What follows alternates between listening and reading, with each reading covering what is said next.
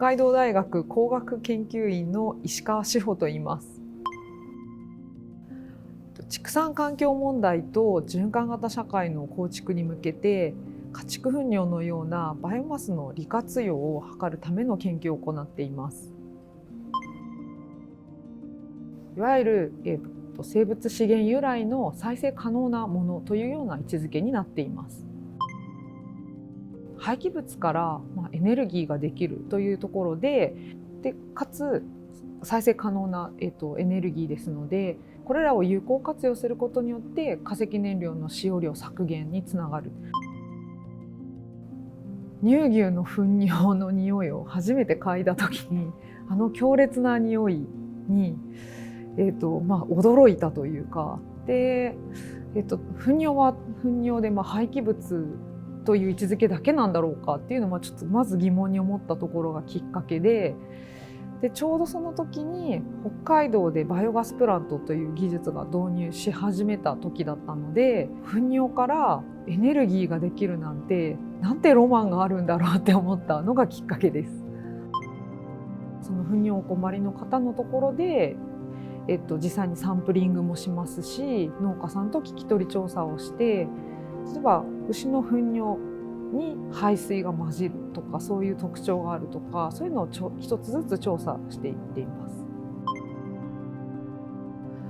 バイオガス発電機の特性を調査しました。例えば定格出力が100キロワットの発電機だとしたら、100キロワットまで到達するまでの時間がどのぐらい要するかとか、そこまでに到達するまでにどういうような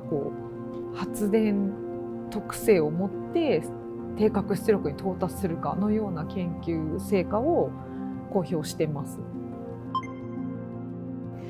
今ですね、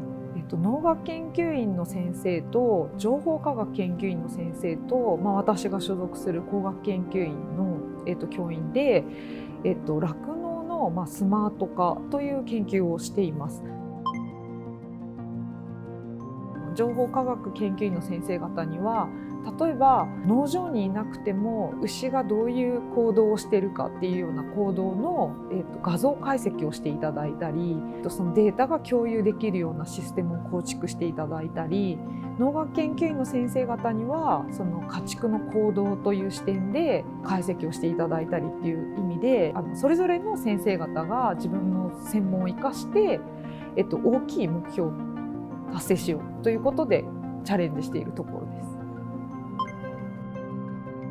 家畜行動からメタンの排出が高くなる時の行動を明らかにして、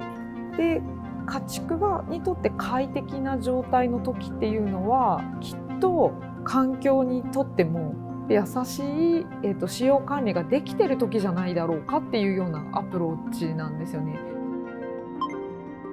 特に畜産業に関しては、いい土を作っていい餌を作って、そして牛に食べさせる、でまたその廃棄物を農地に返すっていうのが